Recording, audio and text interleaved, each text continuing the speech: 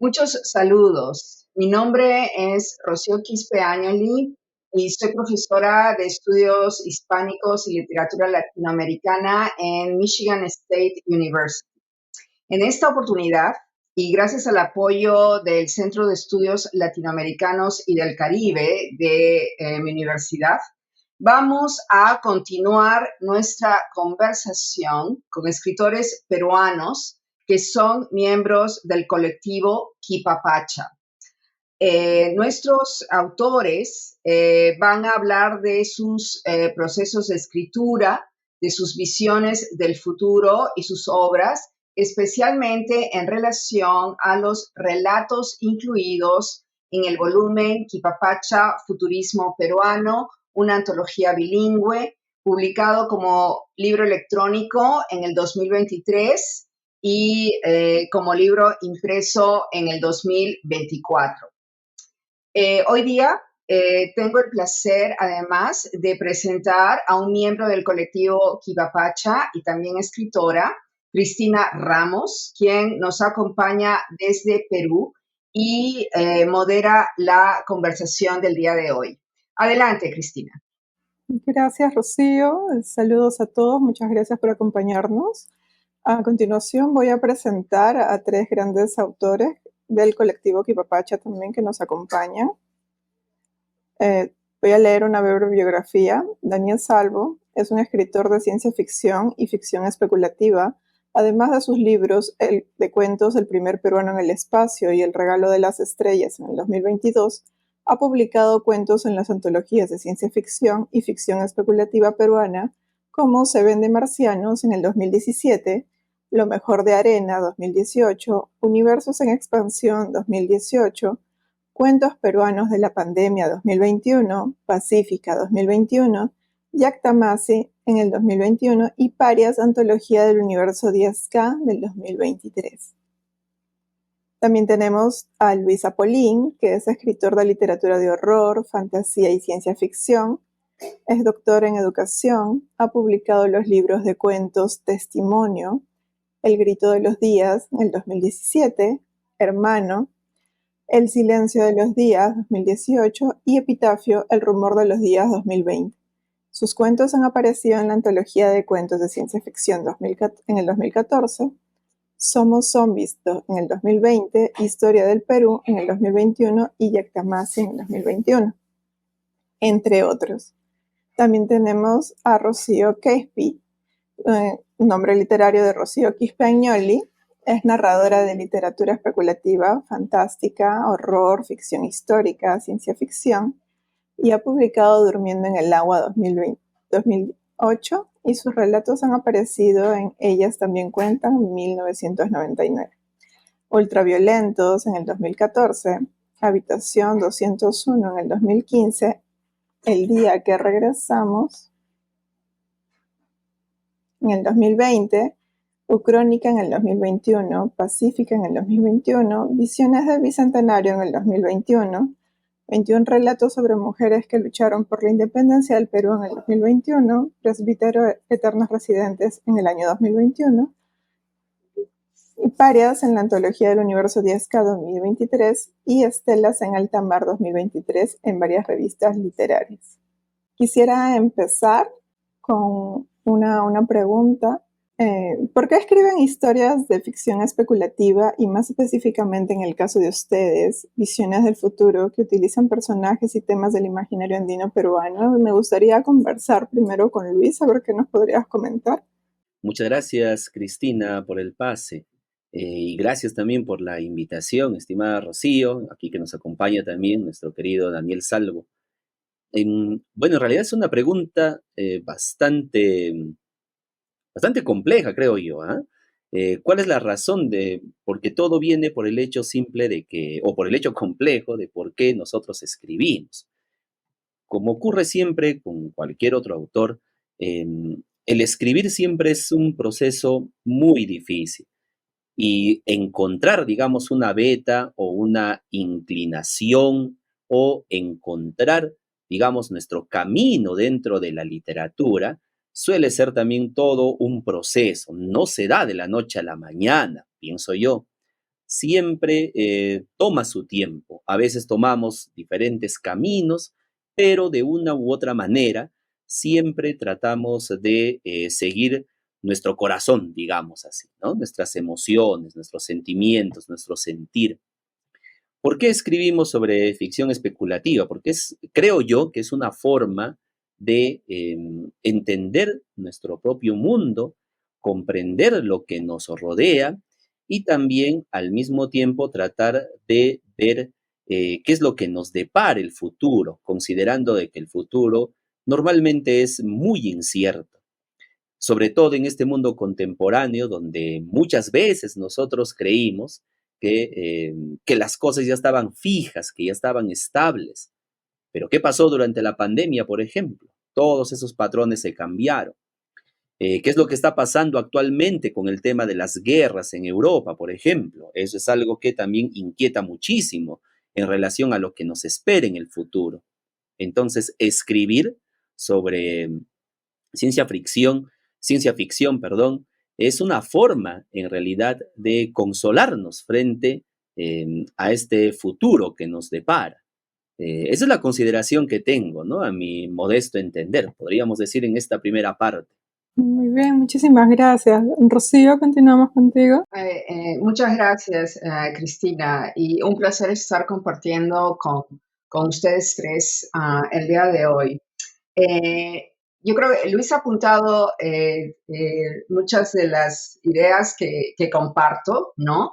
Y escribir para mí es algo indispensable para poder vivir. Para mí escribir es búsquedas, ¿no? De lo imposible, que puede hacer lo posible en el texto escrito. Y también hay algo que quiero añadir, escribir me ayuda muchísimo a mí como ser humano, ¿no? Como persona. Yo siempre digo que escribir es muy terapéutico también, ¿no? Nos ayuda, o me ha ayudado y me ayuda en muchas situaciones de la vida, ¿no? Ahora, por otro lado, en el caso de nosotros, nos gusta escribir dentro de este género, que es la ciencia ficción y el futurismo, ¿no? Que es un subgénero dentro de la ficción especulativa, y nos gusta escribir acerca de visiones del futuro, y sobre todo en el caso de los que estamos aquí, un rasgo que también compartimos con algunos otros escritores, ¿no? Que conversan en otros paneles, es esto de plantear situaciones, personajes y temas a partir del imaginario andino, ¿no? De mitos andinos, de creencias, de folclore, en fin, una serie de ideas. Y para mí eso es fundamental, primero porque es parte de mi identidad, ¿no? Porque está muy poco leído, poco visto, poco estudiado, o a veces incluso mal entendido, mal abordado a partir de una serie de estereotipos asignados, ¿no? Históricamente a lo que es el repertorio de temas y personajes andinos. Entonces, una forma de instalar al peruano, ¿no? Que somos todos nosotros en estas visiones del futuro, más allá del género propugnado por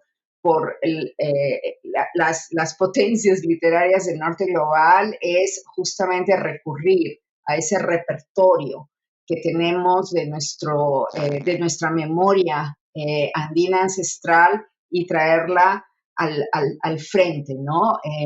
A mí me gusta muchísimo, eso es algo que yo sé, comparto con Daniel Salvo, comparto con Luis Apolín, también contigo, Cristina, que también escribes en este género, y también con Sarko Medina, ¿no? Que aparece, que nos habla en otro panel.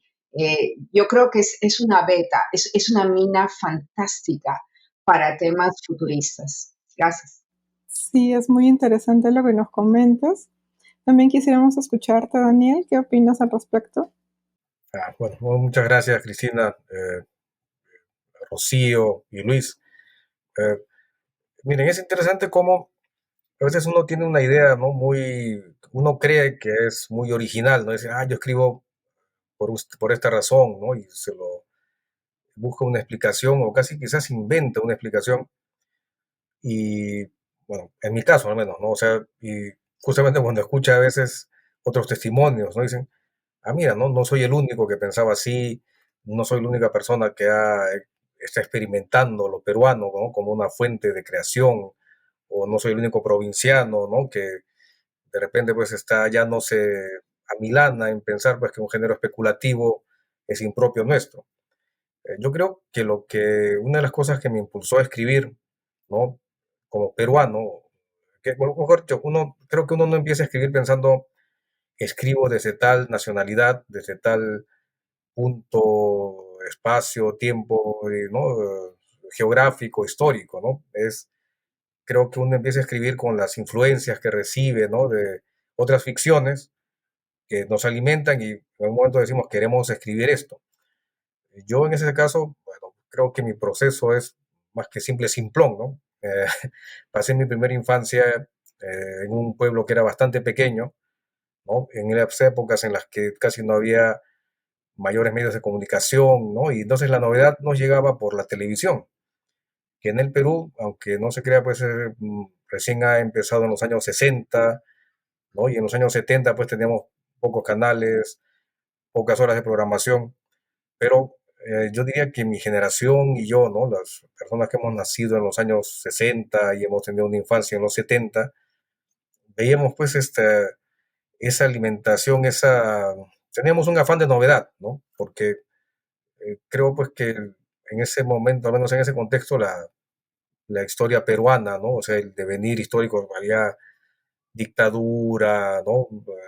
Bastante retraso, como siempre problemas en el Perú, quizás un poco por alienación, ¿no? Uno quiere pues, cambiar eso, escapar de eso, y entonces vienen las ficciones, en ese principio originalmente, bueno, pues extranjeras, ¿no? Del norte global, como dice Rocío, ¿no? Nuestra televisión nacional, entre comillas, solo incluía unas cuantas producciones relativas a bailes y danzas, ¿no? Pero lo que eran ficciones, series de televisión, películas, el mismo cine, era casi, bueno, creo que toda Latinoamérica ha atravesado por ese periodo, ¿no? De alimentarse con tales películas, tales autores, y ya el descubrimiento de la literatura, la literatura especulativa, ¿no? Es justamente pues de autores que en ese momento eran los más difundidos, que eran autores norteamericanos.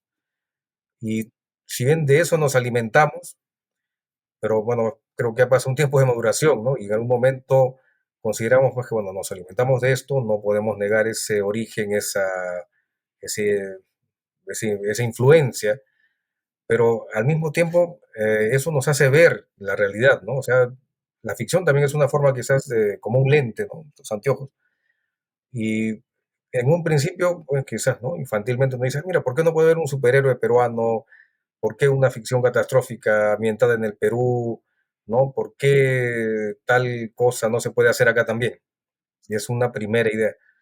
Pero, bueno, quizás salir madurando como autor, ¿no? Uno ya lo que ve es decir, más bien, ¿y cómo será un devenir histórico futuro de esta tendencia, de esta forma de ser peruana o esta división de forma de ser peruana, ¿no? Porque el peruano de la costa es diferente al peruano andino y del sur o del norte, o si tienes ascendencia quechua o chanca o huanca, ¿no? Y miren, justamente, ¿no? Recordando lo que ha dicho Rocío, pues esa beta riquísima, ¿no? De historia, porque existe y ayuda a ficcionar. La palabra sería esa, ayuda a ficcionar porque no es que uno invente situaciones, ¿no? O sea, esas rivalidades, por ejemplo, o esos desarrollos tecnológicos propios de tales sitios, ¿no? Por ejemplo, los guaruguaru, ¿no? Que se han redescubierto ahora que son una forma de almacenar agua y que mantengan la temperatura día y noche y eso permite conservar cultivos. Es una tecnología, ¿no? Y es algo que quizás pocas veces los peruanos hemos visto así, ¿no? Los mismos peruanos vivimos en un país pues, que pretendemos ignorar, ¿no? Desde sus inicios. Entonces, bueno, se van juntando esas cosas, ¿no? Digamos que para mí, eh, idear argumentos, cuentos, novelas, ¿no? Con personajes andinos o peruanos en general, no andinos, costeños, pienso en los Nazcas, ¿no? Los Paracas, los pueblos Huarco de acá de Cañete, que está cerquísimo. Eh, no es algo pues que me surja, digamos, de una manera forzada, sino es lo que vi, lo que he vivido, ¿no? A lo largo de bueno, mi infancia, mi adolescencia, mi juventud, pero un poco pues, visto desde la óptica de la ficción especulativa, de la ciencia ficción, básicamente, ¿no? O sea, imaginar un futuro que no va a ser pues una copia de otros futuros, ¿no? Que bueno, interesantísimas todas las perspectivas que puedan tener los catastrofistas, ¿no? Como King Stanley Robinson o Margaret Atwood, ¿no? Pensando en ese desarrollo pues, de una posible sociedad totalitaria, ¿no? Que avasalla a las mujeres. Uno, claro, en el Perú, ¿cómo se va a desarrollar esta sociedad del futuro, ¿no? Con, bueno, pues, tal como estamos, ¿no? Migración descontrolada, urbanismo pues, desordenado, ¿no? Una ciudad que crece así, no crece pues, por organizaciones, ¿no? Acá pues no tenemos bueno, pues, los suburbios de otros países, ¿no? Ordenados, con sus jardines, ¿no? Tenemos turización acelerada y el eterno contraste, ¿no? Que hay entre la capital, Lima, con el resto del país, ¿no? Ese es un escenario fascinante, ¿no? Y quizás hasta uno podría decir, pues están aprovechando, ¿no? De la coyuntura para sus ficciones, ¿no? Pero más bien yo veo que es al contrario, ¿no? Quizás proyectar esas angustias frente al futuro, ¿no? El Perú, bueno, eventualmente, pues más que un aprovechamiento, podría ser una forma de prospectiva que pudiera ayudar, no sé, pues a prever, ¿no? Efectos negativos. Eso es, creo, en lo personal, ¿no? Ahora estar en Quipapacha, como les decía al principio, ¿no? Uno a veces con posterioridad se explica lo que ha hecho desde el principio, ¿no? Es decir, yo empecé a escribir ciencia ficción en 2002 más o menos, ¿no? Tenía una página web.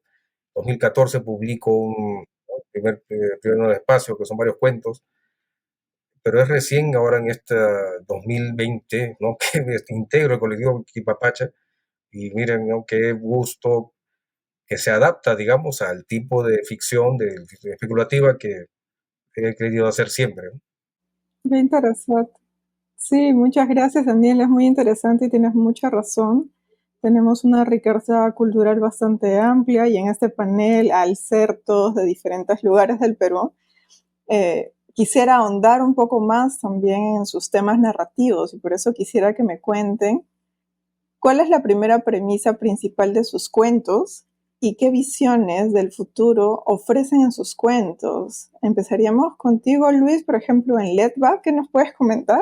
Bueno, sí, Cristina, ¿no?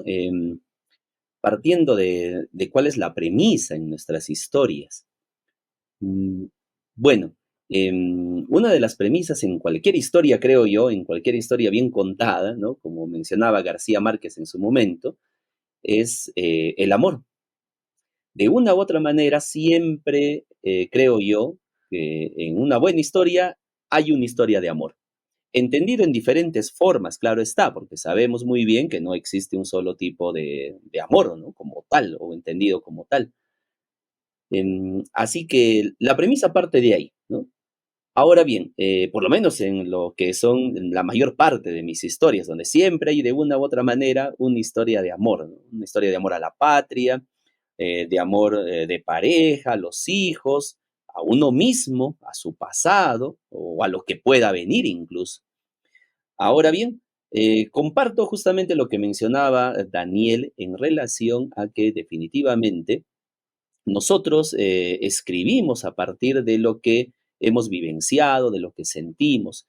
En el Perú existe una gran tradición cultural, una gran tradición relativa, por ejemplo, a mitos, a leyendas, a cuentos folclóricos, y es muy abundante, por ejemplo, aquí en la sierra, ¿no? Como ocurre también en muchas otras partes, claro, en la costa y en la selva también. Bueno, yo soy de Ancash y aquí evidentemente hay muchísimas historias vinculadas a ello. Yo recuerdo cuando era más joven, se me ocurrió escribir junto con un compañero, ¿ya? Que ahora, digamos, hasta cierto punto ha desviado el camino y es poeta, ¿ya? Pero él, me recuerdo, que quedamos de acuerdo en escribir, miren, más o menos la idea fue la siguiente, vamos a hablar y a escribir sobre una asociación de pixtacos del Perú. Para los que no saben, el pixtaco es el degollador, ¿no? El degollador. Incluso hicimos una especie de escudo de la Asociación de Pixtacos del Perú. Y bueno, la premisa era esa, ¿no? Íbamos a comenzar hablando de eso, íbamos a hacer todo una especie de universo. Al final la idea no se plasmó, ¿no? Tal vez algún día vuelva a esa idea, pero por el momento no se plasmó la idea. Entonces, en este caso yo pienso que sí, definitivamente, nosotros nos vamos a basar en lo que conocemos. Las personas que escriben, los escritores, siempre parten de las cosas que ellos conocen. ¿Qué es lo que sucede en el cuento Letba? Al igual que en otras de mis historias que hablan justamente sobre el futuro. No lo menciona, pero menciona el hecho de que todo transcurre en un lugar, ¿no? Que es muy parecido aquí a Huaraz, entre comillas, como puede ser cualquier otra ciudad en la sierra quizá, en donde justamente la premisa parte de la idea del amor, pero enfocada a la idea del poliamor. ¿Por qué razón tomamos a este tema? Por varias razones. La primera es porque sabemos que la emoción, ¿no? Las emociones relacionadas con los celos son cuestiones aprendidas, no es algo natural en el ser humano. Entonces, al ser los celos algo aprendido, ¿qué sucedería simplemente si esa idea de los celos, que mucho problema y mucho lastre trae a la sociedad, desapareciera? Y mejor aún, en un contexto como el nuestro aquí, bueno, yo estoy hablando aquí de Huaraz específicamente, ¿no? En la Sierra de Ancash. ¿Qué es lo que sucedería? ¿Se desataría la idea del poliamor? Esa fue una pregunta que me planteé y quise manifestarla justamente en la historia de Letba, ¿no? Que es la protagonista justamente de esta historia, que por cierto inicia hablando de que en realidad las cosas no eran así inicialmente, bueno, por lo menos para ella, pero con el tiempo como que fue cambiando también, ¿no? Y a pesar de que es una mujer que se nota que es bastante de mentalidad muy, pero muy abierta, para los estándares de ese futuro, en realidad es una persona muy conservadora. Esa fue la idea que más o menos quisimos transmitir en el cuento. Considerando también que, al igual que muchas ciudades de Ancash, Huaraz es una ciudad eh, altamente conservadora, es muy, pero muy conservadora, ¿no? Y se ve no solamente por sus tradiciones, sino también por la misma idiosincrasia y forma de las personas aquí, ¿no? Si ustedes ven aquí a Huaraz, si ustedes algún día vienen, se van a percatar de que es muy, pero muy conservadora la ciudad en sí, ¿no? Entonces, esa fue la premisa, creo yo, ¿no? Para partir del amor y ver a partir de ello las posibilidades que nosotros podemos tener. Muchísimas gracias, Luis. Quisiera continuar contigo, Daniel, en lo que nos puedas comentar un poco de tus cuentos Hijos del Rayo y la Centella y El primer peruano en el espacio, por favor. Ok. Bueno, un poco siendo coherente, ¿no? Con lo que expresé hace poco, mi principal elemento, digamos, de ficción, ¿no? O la carga está, me gusta mucho pensar en el pasado, ¿no?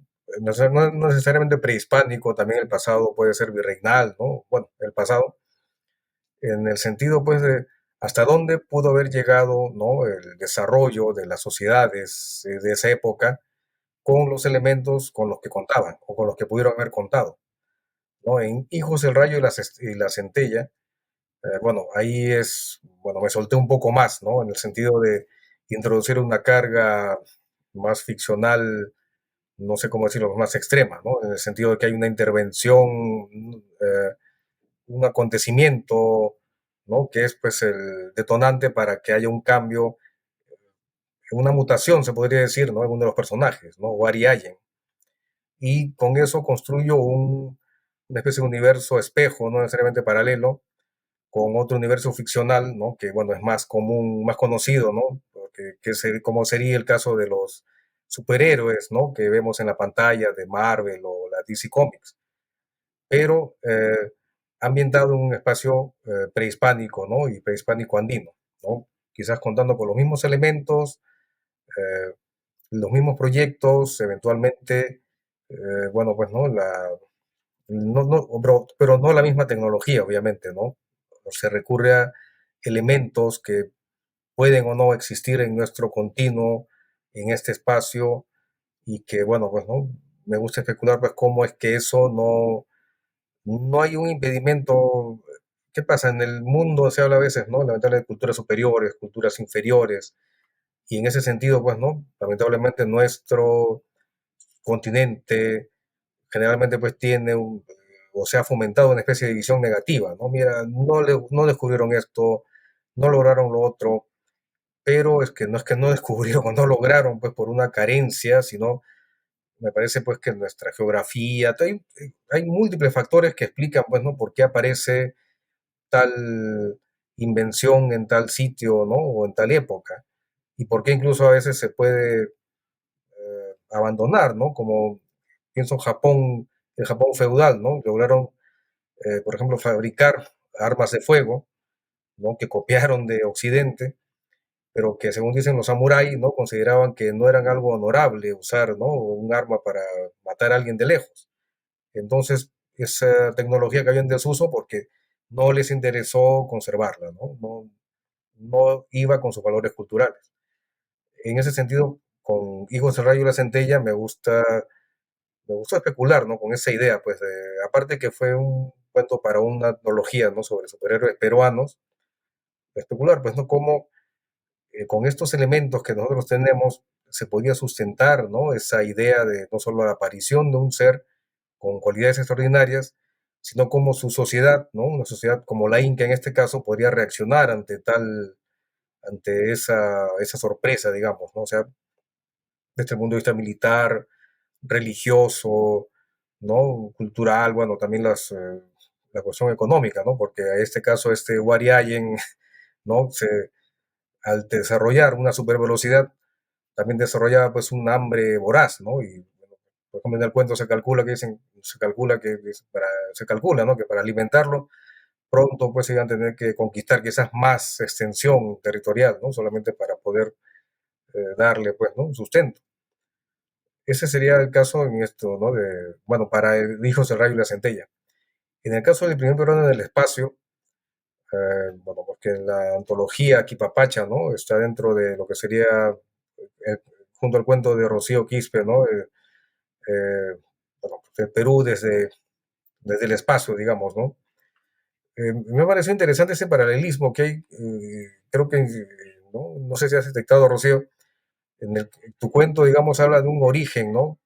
Posible de la cultura peruana desde el espacio, mientras que en mi cuento, esa cultura peruana sale al espacio, ¿no? O sea, entran y salen, ¿no? Es una proyección, ¿no? Pero ahí, bueno, ese cuento es, digamos, quizás, digamos, es más sociológico, por decirlo así, o más social, ¿no? En el sentido de que eh, la, el Perú es una sociedad fragmentada, ¿no? Creo que por muy optimistas que hayamos podido ser desde los 80, 90, ¿no?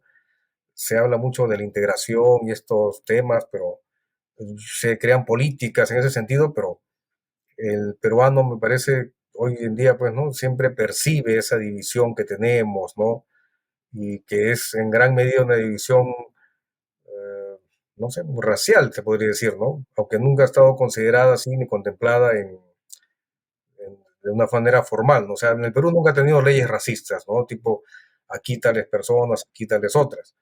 Pero nuestra sociedad, desde que nace un peruano, sabe que tiene que asumir, ¿no? Cuál es su lugar en la sociedad según, bueno, pues su color de piel, su apellido, su procedencia, su dejo al hablar incluso, ¿no? Yo quise, bueno, pues jugar, ¿no? Llevar a un extremo esa tendencia, ¿no? Pero en el espacio, en el sentido de lograr, pues, ¿no? Imaginar un futuro, pues ya, bueno, tecnológicamente, no sé cómo decir, pues, ¿no? Desarrollado, ¿no? Ya hay naves espaciales y los peruanos integrando, ¿no? Esa conquista del espacio que siempre se nos promete, pues, como el mayor logro de la civilización, pero con el matiz, ¿no? De que este astronauta, Anatolio Pomahuanca, sigue recordando, ¿no? Frente al otro personaje, que él, pues, no solamente, bueno, es un astronauta, sí, quizás para ciertos medios, para cierta perspectiva, pero él está recordando, ¿no? No nos podemos engañar, siendo buscando, ah, siendo legítimo. no promover la idea de que sí, estamos todos bien, pero seguimos siendo, ¿no?, una sociedad pues basada en esa división. Bueno, hasta ahí nomás. Muchas gracias, Daniel, y gracias también por ponernos en el espacio con tu cuento maravilloso.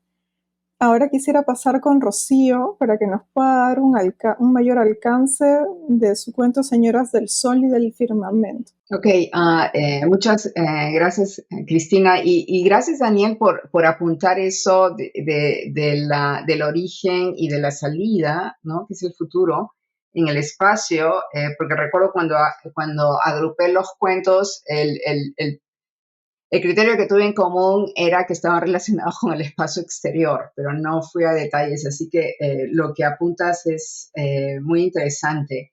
Y bueno, y Luis, justamente hemos estado trabajando el tema de los celos en Letva, entre otros temas, ¿no? Así que bueno. Señoras del Sol y del Firmamento, la verdad, la premisa tiene que ver, ustedes saben que yo trabajo género y estudios de la mujer en general y especialmente en Perú, ¿no? Y dentro de esto, la mujer indígena, la mujer mestiza, ¿no? Eso es en mi profesión, mi persona académica.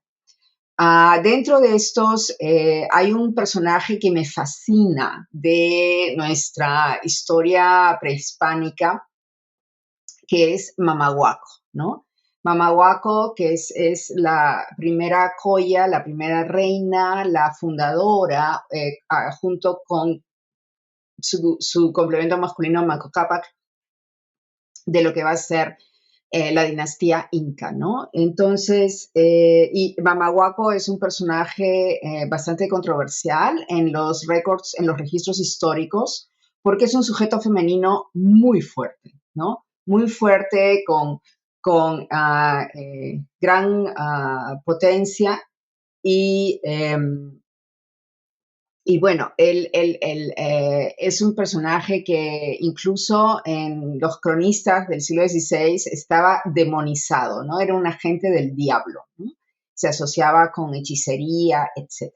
Ok, entonces esa era mi premisa por un lado, y por otro el hecho de que hacía muchísimo tiempo que quería escribir algún cuento especulativo sobre el origen de los incas, ¿no? El mito de origen de los incas, tenemos dos, y uno de ellos es justamente los hijos del sol emergen del lago Titicaca entre Perú y Bolivia y caminan, ¿no?, con una vara de oro hasta que encuentran el Cusco y fundan lo que va a ser la ciudad del Cusco. Entonces hace tiempo que quería trabajar ese mito, pero no sabía por dónde trabajarlo, ¿no? Hasta que justamente leí Hijos del Rayo y la Centella de Daniel Salvo. Y yo recuerdo cuando lo leí y se lo comenté a Daniel, yo me mataba de la risa leyéndolo. Me divertí muchísimo, me gustó muchísimo, conecté por todos lados y bueno, recuerdo que ese cuento a mí pauta, no es el mismo tema, pero la pauta de escritura para desarrollar la historia de Señoras del Sol y del Firmamento, pues, ¿no?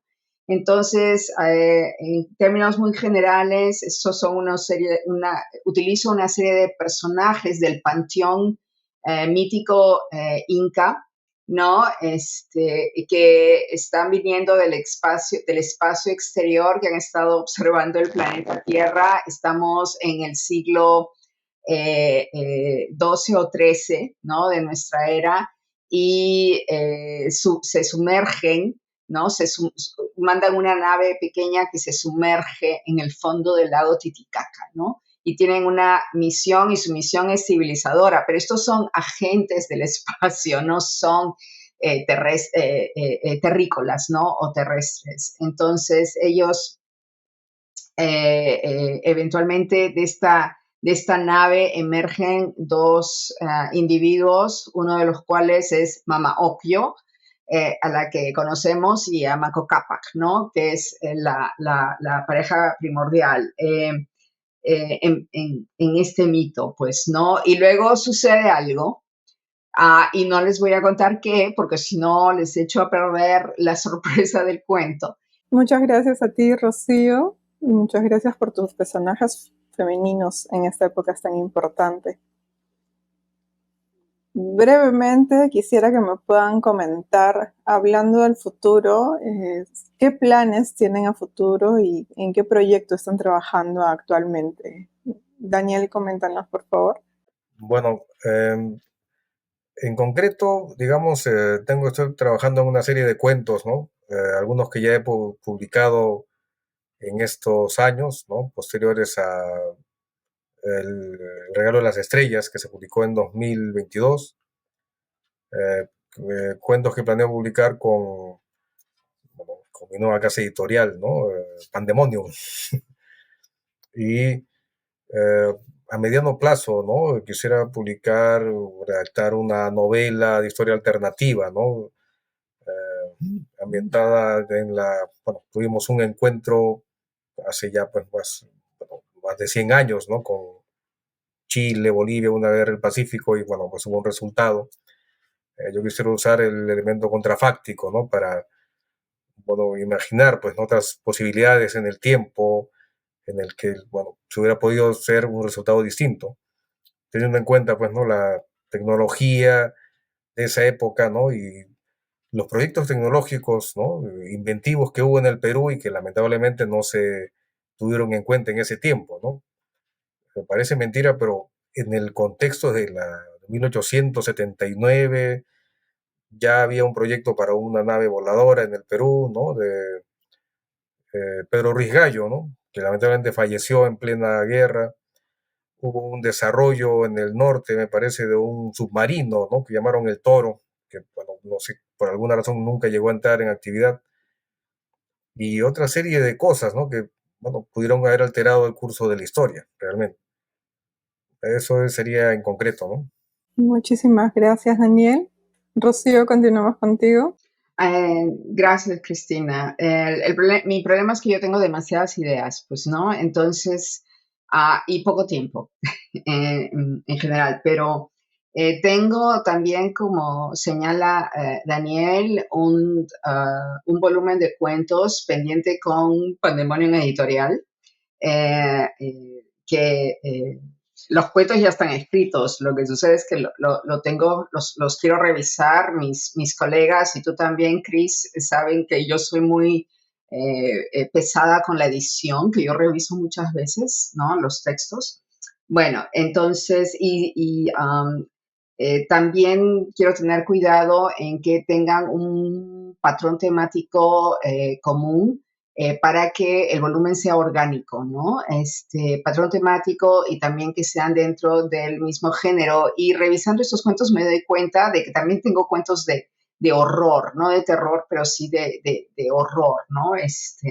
Y me sorprendo a mí misma porque a veces no me acuerdo lo que yo misma he escrito a lo largo de los años. Eso es por un lado. Quiero, por otro lado, tener también un volumen de cuentos ucrónicos, de ucronías, todos relacionados con la historia del Perú. Eso es algo que está en progreso, como diríamos, ¿no? Todavía le falta. Y también tengo todo un esquema para una novela de ficción especulativa, ¿no? Que comienza en el siglo XIX. Así que bueno, tengo varios proyectos y lo siguiente es autodisciplina y tiempo, la administración de mi tiempo.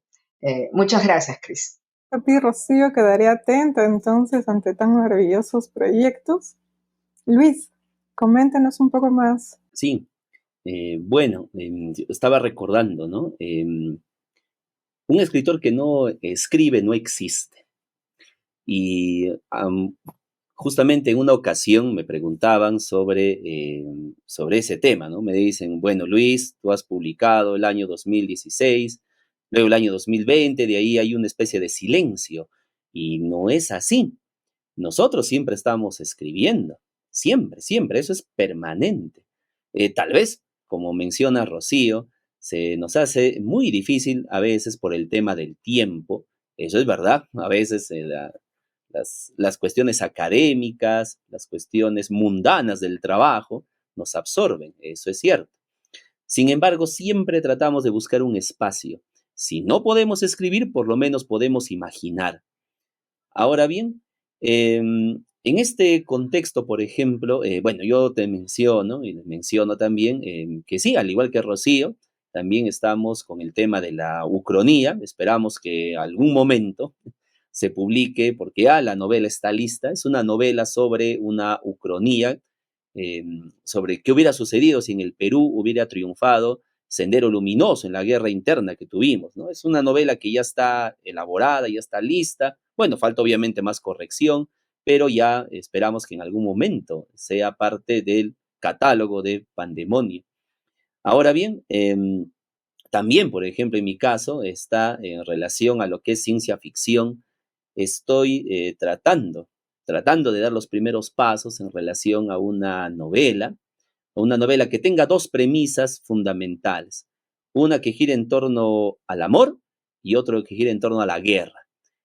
¿Por qué razón? Porque, bueno, se ha hablado mucho en torno a estos dos temas. Hay novelas también que hablan en torno a ese tema fundamental, pero lo estamos enfocando dentro de la ciencia ficción, ¿no? Es de manera muy notoria, con algunas ideas por ahí, ¿no?